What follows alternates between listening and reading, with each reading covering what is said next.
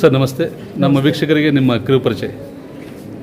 I am professor B.D. Kumbar, the vice chancellor, Davanagere university, Davanagere.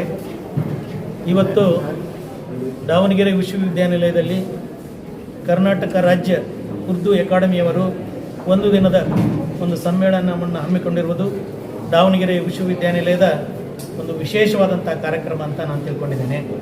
ಇದರ ಜೊತೆಗೆ ಕಳೆದ 3-4 ವರ್ಷಗಳಿಂದ ದಾವಣಗೆರೆ ವಿಶ್ವವಿದ್ಯಾನಿಲಯದಲ್ಲಿ ಉರ್ದು ವಿಭಾಗವನ್ನು ಪ್ರಾರಂಭ ಮಾಡಿದ್ದೇವೆ. ಮಕ್ಕಳೂ ಕೂಡ ಇಂಟ್ರೆಸ್ಟ್ ತಗೊಂಡು ಇವತ್ತು ಸಾಕಷ್ಟು ಜನಸಂಖ್ಯೆಯಲ್ಲಿ ಅವರು ಅಡ್ಮಿಷನ್ಗಳನ್ನು ತೆಗೆದುಕೊಡ್ತಾ ಇದ್ದಾರೆ. ಅದರ ಜೊತೆಗೆ ನಾವು 2 ಪ್ರಾಧ್ಯಾಪಕರನ್ನು ಮತ್ತು ಒಬ್ಬ ಕೋಆರ್ಡಿನೇಟರನ್ನು ಆ ವಿಭಾಗವನ್ನು ಬೆಳೆಸಲಿಕ್ಕೆ ವಿಶ್ವವಿದ್ಯಾನಿಲಯದ ಪರವಾಗಿ ನೇಮಕಾತಿ ಮಾಡಿದ್ದೇವೆ.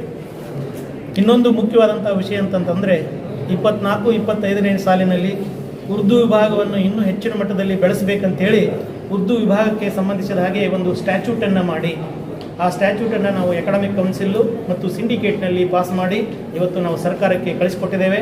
ಸರ್ಕಾರ ಮತ್ತು ರಾಜ್ಯಪಾಲರು ಅದನ್ನು ನಂತರ ಅದರದ್ದು ಆದೇಶ ಮಾಡಿ ನಮಗೆ ಕಳಿಸಿದ ತಕ್ಷಣ ಇವತ್ತು ಉರ್ದು ಅಕಾಡೆಮಿಯರಲ್ಲಿಯೂ ಕೂಡ ನಾನು ಏನು ಕೇಳ್ಕೊತಾ ಇದ್ದೇನೆ ಅಂತಂದರೆ, ನಾವು ಕಳಿಸಿದಂಥ ಸ್ಟ್ಯಾಚ್ಯೂಟ್ಸ್ನಲ್ಲಿ ಒಂದು 5 ಪರ್ಮನೆಂಟ್ ಪೋಸ್ಟ್ಗಳನ್ನಾದ್ರೂ ಕೂಡ ಉರ್ದು ವಿಭಾಗಕ್ಕೆ ಕೊಡಬೇಕಂತ ಕೇಳ್ಕೊಂಡಿದ್ದೇವೆ.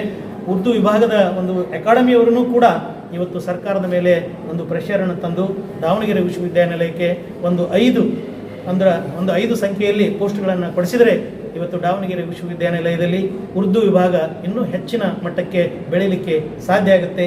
ಈ ನಿಟ್ಟಿನಲ್ಲಿ ನಮ್ಮ ಅಬ್ದುಲ್ ಜಬ್ಬಾರ್ ಖಾನ್ MLC ಅವರನ್ನು ಕೂಡ ಪ್ರಾಮಾಣಿಕವಾದಂಥ ಒಂದು ಪ್ರಯತ್ನವನ್ನು ಮಾಡ್ತಾ ಇದ್ದಾರೆ. ಅವರ ಜೊತೆಗೆ ನೀವು ಉರ್ದು ಅಕಾಡೆಮಿಯವರನ್ನು ಕೂಡ ಕೈ ಜೋಡಿಸಿ ನಮ್ಮ ವಿಶ್ವವಿದ್ಯಾನಿಲಯಕ್ಕೆ ಒಂದು 5 ಪರ್ಮನೆಂಟ್ ಆಗಿರ್ತಕ್ಕಂಥ ಪೋಸ್ಟ್ಗಳನ್ನು ಉರ್ದು ವಿಭಾಗಕ್ಕೆ ಕೊಡಿಸ್ಬೇಕಂತ ಹೇಳಿ ಅವ್ರು ಕೇಳ್ಕೊತಾ ಇದ್ದೇನೆ. ಅದರ ಜೊತೆಗೆ ಇವತ್ತು ಇಲ್ಲಿ ನಡೆದಂಥ ಒಂದು ದಿವಸದ ಒಂದು ಸಾಹಿತ್ಯದಲ್ಲಿ ಏನೇನು ಬದಲಾವಣೆಗಳಾಗ್ತಾ ಇದ್ದಾವೆ, ಉರ್ದು ಭಾಷೆಯಲ್ಲಿ ಸಾಹಿತ್ಯದಲ್ಲಿ ಏನೇನು ಬದಲಾವಣೆಗಳು ಆಗ್ತಾ ಇದ್ದಾವೆ, ಆ ಭಾಷೆಯಲ್ಲಿ ಆಗ್ತಕ್ಕಂಥ ಬೆಳವಣಿಗೆ ಬಗ್ಗೆ ಈ ಒಂದು ಸಮ್ಮೇಳನ ಬೆಳಕು ಚೆಲ್ಲಲಿ, ಈ ಸಮ್ಮೇಳನ ಒಂದು ಸಕ್ಸಸ್ಫುಲ್ ಆಗಲಿ ಅಂತೇಳಿ ಹಾರೈಸಿ